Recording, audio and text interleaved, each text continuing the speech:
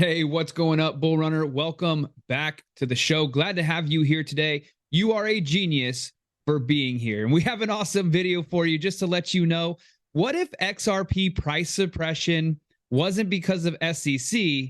What if it was actually because of Ripple? All right, so here we are on the hourly chart. We are looking like we could potentially have a nice price surge here. Price action is starting to play out. Our 1 hour has busted above the 50 exponential moving average. You can see when it did it here, it had a nice surge. Here, it had a nice surge. But we are getting lower highs, unfortunately. Lower highs here. We would like to see a higher high. So what are we looking for? We are looking for price to break above here. And we're going to get into the charts at the end of this video. But first, we have a ton of news. And yes, what if Ripple was the problem? Okay, guys, we have some awesome stuff for you. Like I said, we're going to go over all the bookmarks. I've planned out a great video for this, but I wanted to start here with David Schwartz. Now, as you guys know, I love David Schwartz. The follow, it is the most amazing Twitter follow. If you're an XRP fan, if you're not, you could probably be like care less. But something he pointed out here, it really struck me as I was like, oh my gosh, it is Ripple's fault. In my personal opinion, I need your opinion. All right. So I'm going to I want you to give me your opinion down in the comments after I read this section here. I'm going to show you guys here in just a second. And by the way, if you guys are enjoying this wonderful Saturday afternoon and you're here watching YouTube, thank you so much. If you could leave me a comment down below, 777, if you're having an amazing Saturday. I know I am. I know the Bull Runners Club is having an amazing Saturday. We just found out today that in our website builder, in our affiliate program, ChatGPT is now in our build. Like, it's crazy. So if you thought affiliate marketing was easy before, now what if you had AI doing it for you? It's absolutely mind-blowing. So go check that out. Link down in the description. I'm also going to give you a full tutorial at the end of this video, so stick with me for that. All right, so as you guys know right now, there's a bunch of FUD out there because of this new liquidity hub, and XRP is not included and all of that. But if you guys remember, I covered a little bit of this a couple of days ago. 10 more things. Okay, so we did the 10 things the XR community needs to get straight. This is 10 more things. Number one, XRPL cannot work offline. It needs the internet. Number two, there are currently 0 CBDCs built on XRPL. Number three, XRPL never came anywhere close to doing 1,500 transactions per second. So you hear all this amazing things about XRP and what it's doing and how it is, right? XRP is not an asset in some new ESDR basket, and there is no ESDR built on XRPL. RippleNet does not use the XRPL DEX for liquidity because there is none. The XRP ledger is the only public blockchain missing 32569 ledgers blocks. RippleNet does about 0.07% of the volume of Swift. Only 60% of this is on-demand liquidity of XRP. While XRP total supply is deflationary, the circulating supply is currently inflationary. Ripple still sells XRP regardless of who it is to and accounts for 98% of their revenues. There is no XRP with a much higher price on a private blockchain. So these are all real things, and Joel Katz goes through them. The one thing that stuck out to me, and this was the most important thing in my personal opinion, because we track everything here as far as how's XRP price doing. We want Bitcoin to go to the moon. We want Ethereum to go to the moon. We want XRP to go to the moon. We want Shiba Inu to go to the moon. But look at this. Ripple still sells XRP regarding of who it is to, and it accounts for 98% of their revenues. Okay. So recently, I don't know if I could even, well, let me go. I'm just going to go directly to the answer because I don't want to just mess around here. We're going to go to number 9. All right. So we're going to go to number 9 in this thread because he does answer all of them. And here it is. All right. So when I was reading this, it blew my mind. So it says here, number 9, if you define sell broadly, then yes, selling XRP does account for most of Ripple's revenue. But realistically, our choices come down to selling XRP or holding XRP. And most people think we hold too much, which, you know, now they hold less than 51%. So it is now considered decentralized. But what bugs me is they're the ones dumping on us. Every time we get a super nice price move to the upside, boom, the price stops. And let me show you something. All right. So you remember a couple of days ago, right? Here, we got up to 0.58473, and that date was Wednesday, March 29th. Okay, Wednesday, March 29th was the official candle. All right. And here it is. We did actually a pretty large video on this, covering it, how excited we were because, oh my gosh, price is going to go up. This was on March 24th. Here's an example of the kind of thing I should never, ever tweet. Sorry, whoever, but it just happened to happen. Okay. And so what is this tweet right here? And he just posted a picture with this cryptic message of what it said. And it said $589,000 gifted on March 28th of 2023. So March 28th, 2023, this was posted on March 24th, 2023. March 24th, 2023 is right here, right? Price is trying to break this 45-cent level. We talked about, wow, this is exciting. Price could move. He tweets this cryptic message out about 58.589. People thought, oh my God, XRP, all the riddlers out there, wow, XRP is going to be $589,000 a coin. This is freaking awesome. But in my mind, I was thinking, okay, we're at 45 cents. What if 58.589 is what it's going to, right? 0.589. So in the replies here, go Warriors, best possible response, because that was someone not caring about price. But look right here, $589 XRP confirmed. This person pointing out Tuesday, which is the day that it did moon. But let's go ahead and mark the day. All right, so we're going to mark the day. The 24th is the day he said that. And then the 29th, it was actually the 28th in that deal there, right? So price kept surging because it didn't quite reach that 58-cent level on the 28th. Now did it. The next day, though, 0.58, what do we get? 0.58473. So what if that is where they were triggering? And then, of course, this is on the XRP perpetual contract over at BitGet. So BitGet registering this price. Other places like Binance or any other exchange could have price there. They all vary slightly, the tiniest little bit, right? So what if he was telling us, hey, we're going to dump. It's time to sell some XRP. Because remember, they keep on getting lots and lots of XRP released every single month. What if he was telling us that, right? So, oh my gosh, we're on this potential run to the upside. And when it gets there, it rejects hard as can be. And then it falls back down to here. Now we're starting to surge up. Are they going to dump on us again? Well, here's another interesting post. Going back to his feed, let's go up a little bit higher. And he does post a bunch of cool stuff. Like he's actually an interesting follow. But what if he's signaling us? I don't know. I mean, obviously you can't say that because that's illegal for him to like tell us these things. But if you keep on going up here, there's another one right here. I swear, I was just getting gas today and saw this. I don't mean to encourage crazy conspiracies, seriously. And look at the price, 589 again.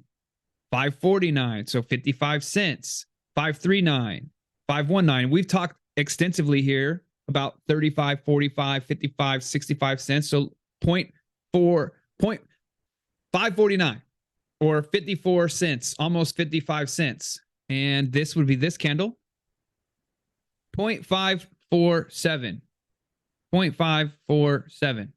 So not 0.549. It also didn't get there. This one didn't get to 0.589. This one didn't get to 0.549. But is this where they're selling their bags on us? Is this where they're dumping? Is he letting us know? Is he giving us a heads up? Hey, take profit at this level. It didn't even get to that level though.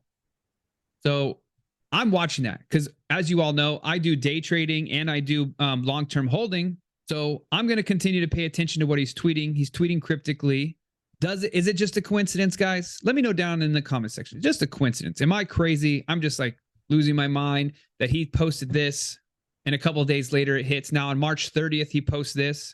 And so this is the March 30th candle, the day after it hit the 0.589 area, right? The next day he posted the price chart of the gas, and then price comes down to 48 cents and bounces, and then it runs itself back up to 0.547.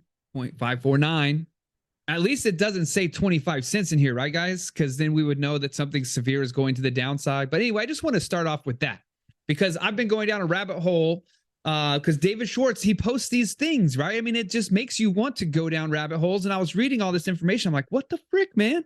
His price things, they get so close to hitting it, and then it just dumps on us. And then when I read that information, his answer to number 9, of course, Ripple sells the tokens, right? So Ripple has been selling their tokens And they're very clear about this. I'm not saying that they're lying to us or anything like that. All I'm saying is it every time we start to get this surge, they're like, oh, we need some more money to run Ripple. Ripple needs more funding for the company. Let's just sell some of those XRP tokens that we have, millions and millions and millions of in escrow. Boom. Surging back. Boom. So, and today, by the way, off to a crappy start. We were surging there for a second on that last previous hourly candle. I was really excited about this, honestly, because we were getting above that 50 exponential moving average. Now we're having a pullback, and it is a bearish engulfing, and it's getting pretty significant here. Still running. One thing to point out is, as you can see right here on the RSI, we're at the 50 level, and it's pinching down. So you can see the volatility bands or the Bollinger bands are getting really, really tight. An explosive move is coming. We're at the 50% level. So it's literally 50-50. Does it go up or does it go down? We're going to deep dive into that after we continue the news.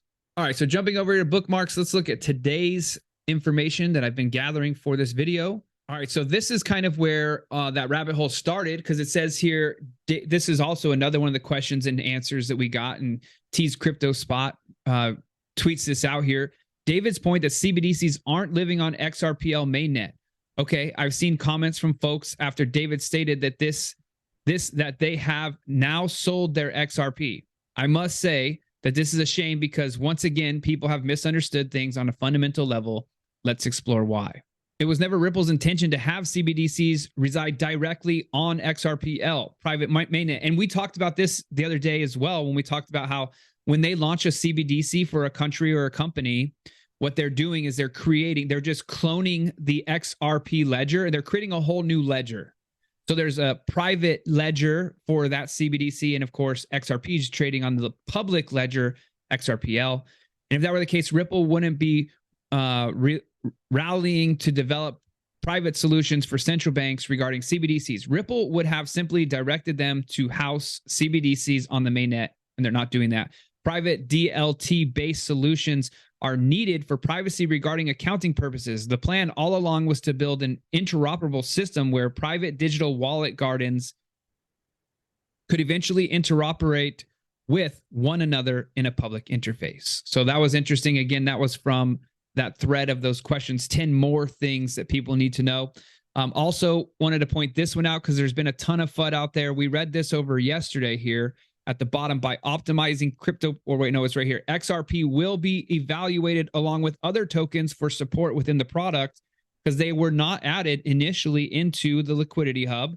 We look forward to supporting XRP as it receives regulatory clarity in the US. And then some other people are fighting like, well, what are you talking about?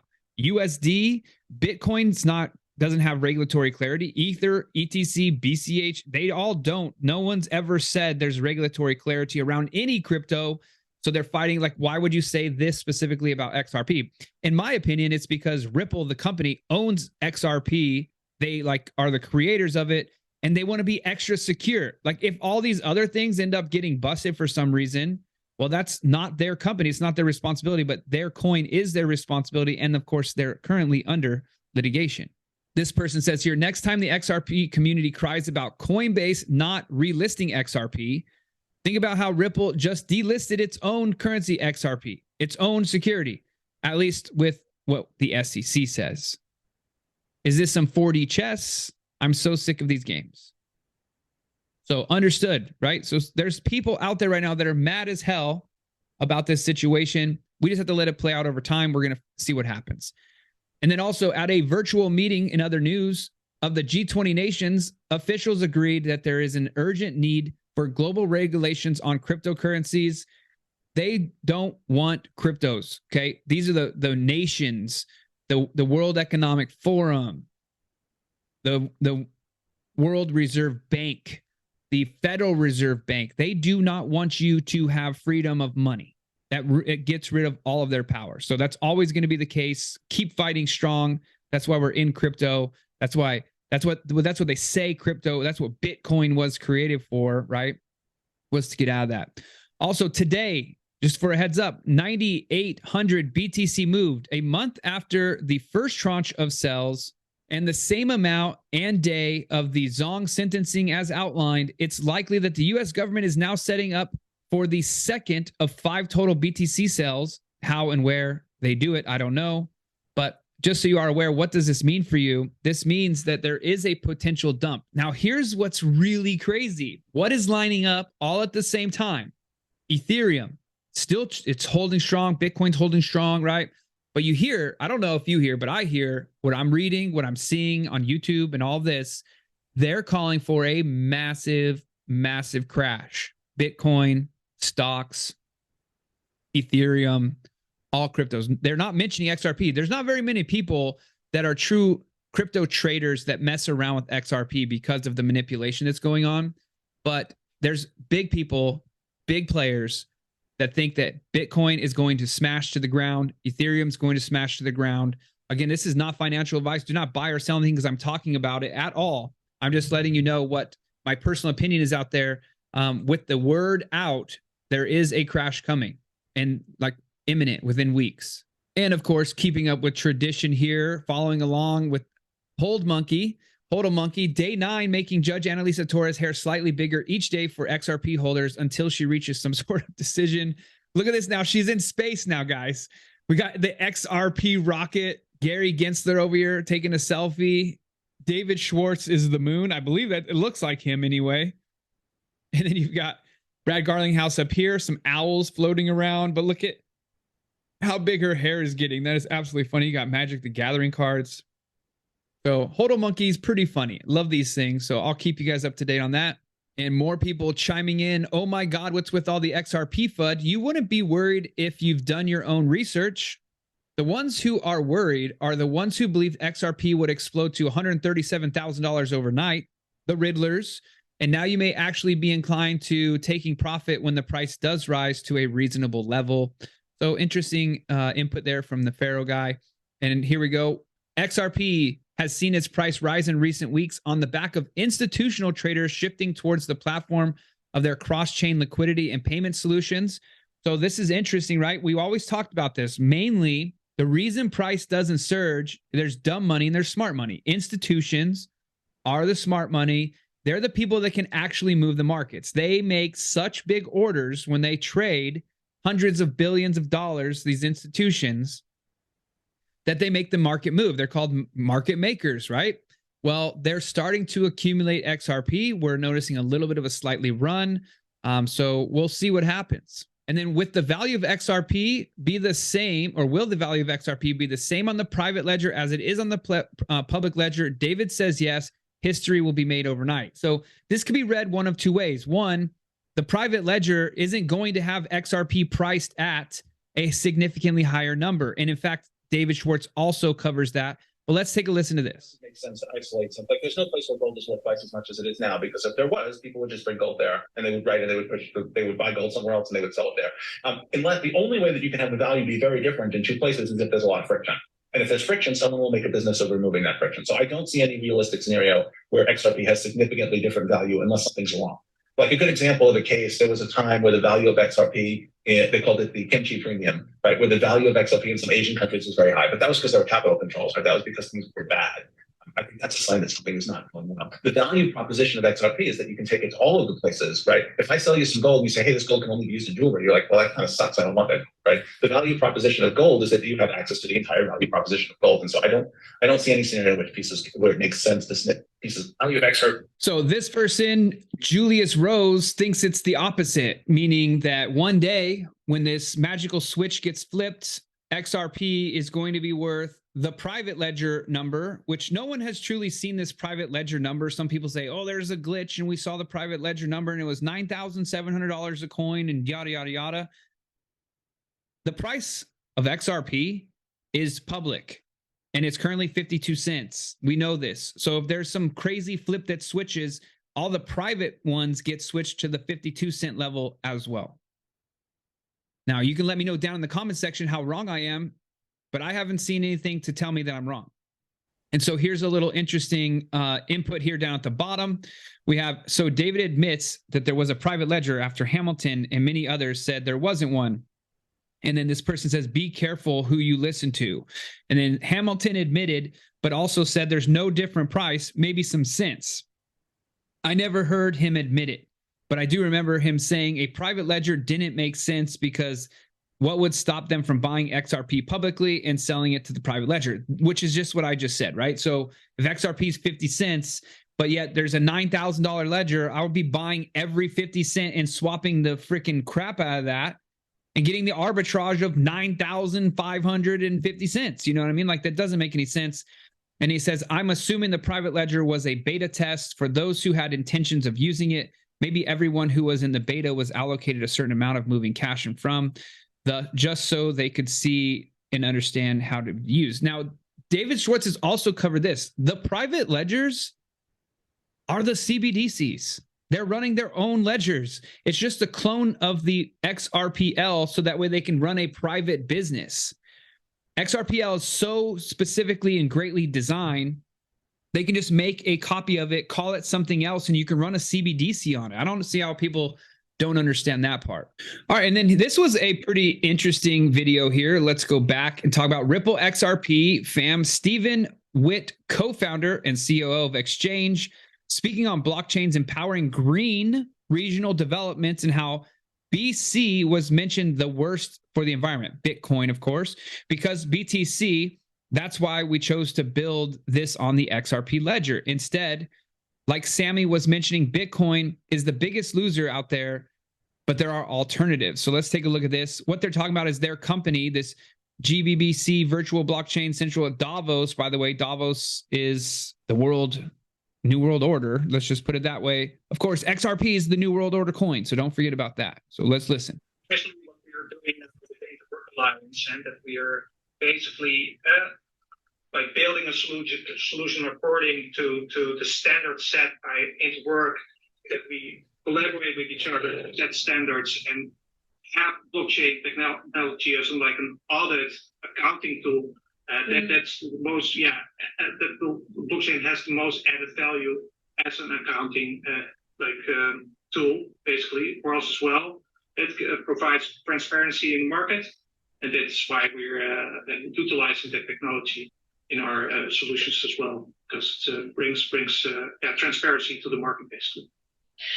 Ironically, and certainly in some circles, has a huge degree of mistrust as a technology. I mean, I'm still so surprised. Again, COP26, the only mention of blockchain as an innovative solution in sustainability was as, the worst for the environment and the least clean. What are your thoughts on that? Bitcoin. Yeah. Why were you? Yeah, exactly. It's a Bitcoin. That's why we chosen to work build this on the XRP ledger instead. So we looked at the right way to issue and implement the token taxonomy framework on a carbon neutral blockchain.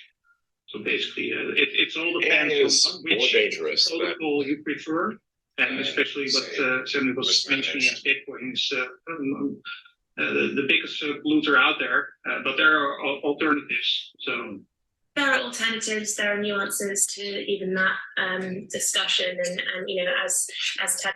So the great thing, XRP and the XRP ledger is carbon neutral. So let's give them props for that. Okay. So, and I'm not saying that XRP is not going to be something awesome. I'm just wanting to make sure people are not just out there like losing their minds and thinking that it's going to be $6,000 a coin. There's no proof of that. And everyone, even the XRP team, the Ripple team, have continuously come out and said that that's not the case. So we'll see, though. Maybe they're lying to us, the public, because that's what they're supposed to do.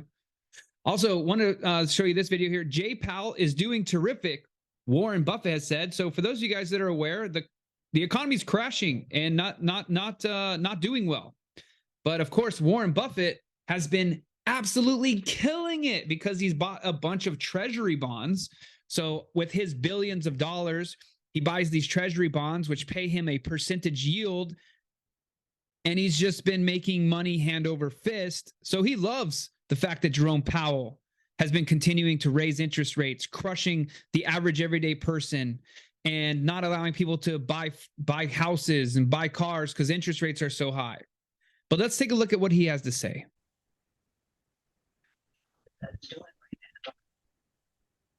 I think I could love the Fed. Jay Powell's, big Jay Powell's, terrific. And part of the job, well, look at Paul Volcker back in the 1980s. I mean, people were sending him, I mean, he needed Secret Service protection and everything else. But in the end, he felt his responsibility was to do the right thing at the Fed, and he didn't give a damn about what anybody wrote about him or anything else. And I think that one of my heroes, and I think he's one of Jay Powell's heroes, and I think Jay Powell did the same thing actually in March of 2000, when we were under the pandemic. I think at the end, he was a hero, and he is a hero. And you have to act, and you have to act on insufficient information, and you've got an ultimate responsibility to the American public. It doesn't mean you can stop recessions. It doesn't mean that you can turn bad loans into good loans or anything else. But it does mean that you got to keep the system working. The system came close to stopping. If you read a book called $1 Trillion Triage, you can get it on a day-by-day account, and people don't know how close it was. And Jay Powell did not call for studies or position papers and debate and everything. You just don't do it. You act. And that's what Paul Volcker did. And I guess, Jay Powell was there. I mean, you could have gotten a very different result in March of 2020 after the pandemic. Did the Fed keep rates low for too long after that? Who knows? Who knows? And that brings me to this one here. I skipped over this one earlier to continue on with our XRP trials and tribulations, but housing is so unaffordable that banks are losing money for each mortgage they finance to a first-time home buyer. And so if you're not aware, banks lend out money and you only have to put down first-time home buyers more, like you can get an FHA loan of 3.5%. So every house someone buys, that they get a full loan from the bank, and they're basically getting a 97.5% loan, the bank is automatically underwater on that loan, automatically. So U.S. home sales were reportedly down by 36.9 year over year in January. This was as it was reaching the 12th consistent monthly decline during the time of the report, its longest streak in 1999. And that is because interest rates are too high. People are afraid to buy houses. People can't afford to buy houses. And that's what's going on right now. So it's interesting, right? It's a fine line with the economy. So we'll keep you updated all the way through. And this last post before we go over to the charts, and then I'll show you a bonus video on how you can make money with us here at the Bull Runners Club. But XRP community, ETH held an ICO, initial coin offering, where disguised whales purchased unknown amounts of ETH, potentially centralizing the network. Hired a law firm with close ties to Bill Hinman at the SEC, whom they paid $15 million to get the ETH free pass. And you're worried about Ripple. So, yeah, that makes me even more worried about Ripple, because there's some insiders that have special privileges that bought this big ICO, huge amounts of Ethereum, and they're still sitting on it. And they're rich as can be because of this. And you can see here, they were disguised whales, meaning we don't know who owns the wallets. Maybe one day it'll come out, but maybe not. Maybe it was already spent through Tornado Cash and all that. But yeah, there you go. So they're on the side of ETH. Ripple would make that a difficult thing for them, XRP. So they may not let today's candle did end up being an official down candle, down 0.57%. Today, starting to the downside as well. Barely, though. We're really at a doji. And there is a lot of signs in this. If we can get some volume in here, as long as if we don't lose this 1 hour, if we start to drop, like, for example, look at how far the 50 exponential moving average is here, all the way down to 51 cents on the 4 hour. If we lose this 14 exponential moving average right now, if we lose this and it does start to crash back down to here, there's potential even, I mean, because look at what happened last time. When it got below the 50, it dipped all the way back down to 49, and we had to wait for it to come back up. There is potential of a rise on that lower time frame of the 1 hour. We got to continue watching that. It needs to build momentum. It's the weekend, so we might not get it. Tomorrow being Sunday, obviously. And right now we also have the volatility band tightening. So there's a scary scenario that could play out with it being so close. Now, the other thing is we have a magic white line on the 15-minute charts down here at 51 cents.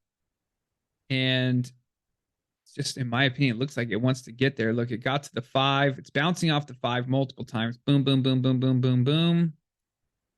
And trying to make a surge up here at least. But look, it's not down in the oversold territory yet on this 15-minute or on the 5-minute chart. It was trying to get there. We also have our market baseline starting to creep down. Would love to see that move to the upside. I mean, this is a good sign. 4 5-minute green candles in a row. But that was just catching this long wick down here at the bottom. Maybe it just came and grabbed this liquidity. So let me show you this here. We have some liquidity here. So price came. So people were buying long positions, long positions, long positions. You can see right here is like the lowest of the most recent. So this, like if you went long here and you're doing good, okay, oh, it came back, retested my positions, going up again. No, let's just go swoop them out. So this could be a really, really positive sign right here. Let's go to Heikin-Ashi candles. Looking at supply and demand zones here. Grab this one. Give me this candle. Break it down to 15-minute.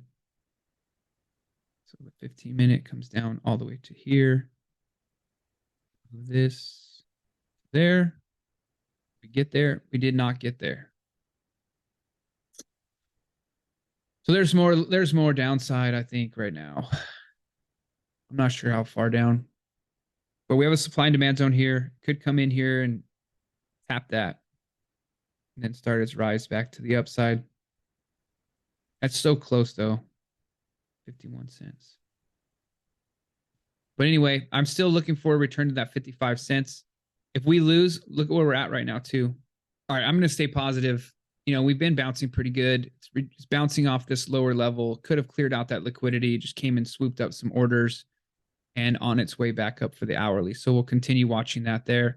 We are looking for price to return back to the 55-cent level to the upside. If we lose all of this momentum, you know, there's a possibility of 45 cent again. And the last time was 45 cents, March 27th. So it's been a long time. We built a lot of momentum.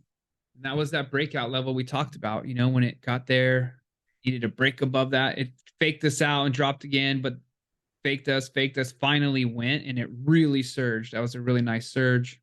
The only problem is it did not have a body close above this, right? So the body didn't close above that. Also, body didn't close above this one. So that is our problem. We did not get that official breakout. So we need a body closed above these for the breakout levels. We did officially break this level, though. So we'll give them that, right? So we're still above that. So let's actually here, let's do this. And then we'll go show you guys how to make money with us here. So we'll go here, Heikin-Ashis, and we'll do all the breakout levels on the daily so we know what we're looking for. These are targets we have to break through, not just tap. Okay, so one very positive thing is right now we have this rounded bottom going on, and it is above this breakout level. Candles got up there. Bodies are officially closing above it. So you can see it's flirting with it up and down, up and down, up and down. But our 14 exponential, this is bullish here. 14 exponential moving average just crossed above a breakout zone. So even if it returns here, it could do a retest one more time before making it surge to the upside. So we'll leave it at that for now. We're going to stay positive, bullish. We got the green background. We just need some volume coming in now. It's unfortunate it's the weekend. Weekends are lame. A lot of crypto doesn't do